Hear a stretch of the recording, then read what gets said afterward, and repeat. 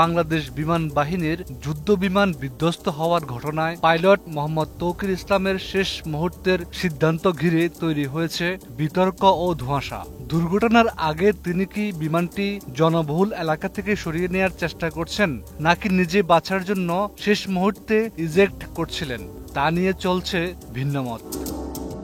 প্রত্যক্ষদর্শী ও একাধিক সূত্রে জানা যায়, বিমানটি বিধ্বস্ত হওয়ার ঠিক আগ মুহূর্তে পাইলট জনবসতিপূর্ণ এলাকা এড়িয়ে বিমানটিকে অপেক্ষাকৃত জনবিরল স্থানে নিয়ে যাওয়ার চেষ্টা করেন। একটি সূত্র জানায়, দুর্ঘটনা মোকাবেলা এবং বড় ধরনের প্রাণহানি এড়াতে তৌকির বিমানটি ঘনবসতিপূর্ণ এলাকা থেকে সরিয়ে নেন। অন্যদিকে আরেক সূত্র বলছে, পাইলট ইজেক্ট করছিলেন কারণ তার শরীর তখনও পুড়ে যায়নি, ইউনিফর্মও অক্ষত ছিল। তিনি নিকটবর্তী একটি ভবনের ছাদে পড়েছিলেন। শেকড় থেকে শিখরে। এই বিষয়টি ব্যাখ্যা করেন এয়ার ভাইস মার্শাল অবসরপ্রাপ্ত এম সানাউল হক। তিনি জানান, পাইলট তৌকিরের এটি ছিল প্রথম একক সোলো ফ্লাইট। দিনের শুরুতে একটি চেক রাইড সফলভাবে শেষ করে কমান্ডিং অফিসারের অনুমোদনে তাকে এই মিশনে পাঠানো হয়।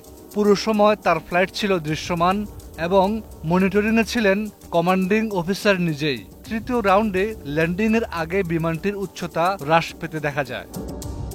তিনি বলেন, পাইলট তৌকির যখন উচ্চতা হারাচ্ছিল তখন কমান্ডিং অফিসার তাকে দুইবার ইজেক্ট বলতে শোনা যায়। প্রতিটি যুদ্ধ বিমানে ইজেকশন সিস্টেম থাকে, যেখানে পাইলট সেকেন্ডের মধ্যে বিমানের বাহিরে আসতে পারে, কিন্তু সেটি সম্ভব হয়নি। অনেক বিশ্লেষকের মতে বিধ্বস্ত বিমানটি ছিল তুলনামূলক নতুন। 2013 সালে চীনে তৈরি F-7 যুদ্ধ বিমান। পাইলটও ছিলেন শারীরিক ও মানসিকভাবে ফিট, তাই দুর্ঘটনার কারণ যান্ত্রিক ত্রুটি বলে অনুমান করছেন তারা। শেকড় থেকে শিখরে। অন্যদিকে স্থানীয়রা জানান, বিমানটি বিধ্বস্ত হওয়ার স্থানের কাছাকাছি একটি গাছে প্যারাশুট ও রঙিন কাপড়ের মতো কিছু আটকে থাকতে দেখা যায়। পরে জানা যায়, পাইলটকে ঘটনাস্থল থেকে কিছুটা দূরের একটি ভবনের ছাদ থেকে উদ্ধার করা হয়। অনেকের ধারণা, পাইলট শেষ মুহূর্তে প্যারাশুট নিয়ে বের হওয়ার চেষ্টা করেছিলেন, কিন্তু গাছে আটকে যাওয়ায় নিরাপদ অবতরণ সম্ভব হয়নি।